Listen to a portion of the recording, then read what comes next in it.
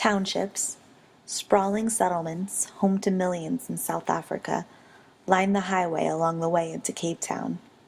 They were first established as part of the 1923 Urban Areas Act, which forced Africans to move to these designated and often undesired neighborhoods.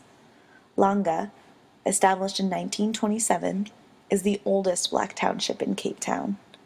It is vibrant and crowded. Homes are tightly packed together and often provide small shelter for a large family. Packs of kids run around, and narrow streets are crowded with a constant mix of cars and people. Initially, visitors or gatherings were only allowed when granted permission, just one restriction levied during apartheid. At the time of Langa's establishment, the brewing of traditional beer was prohibited, a law many residents disregarded. Today, the older residents still brew it. The recipe is steeped in history and custom, and often a way of staying connected with family tradition. Many living in the townships traveled to Cape Town from the Western Cape, on the other side of the country, leaving what South Africans call the bush, rural agrarian land.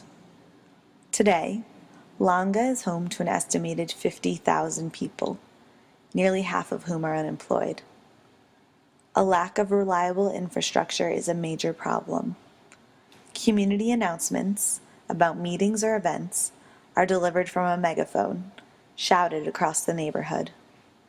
Schools are overcrowded, and at times, the outlook for opportunity can seem bleak. But there is a palpable sense of hope, of life, and of joy in Langa. It can be heard on Sunday morning as people gather and sing together in church, or during a braai, a traditional South African barbecue, where people enjoy delicacies like sheep's head, more commonly called a smiley, and thick cuts of meat. It is heard in the continual laughter of children and music playing from the countless small stores that line the streets.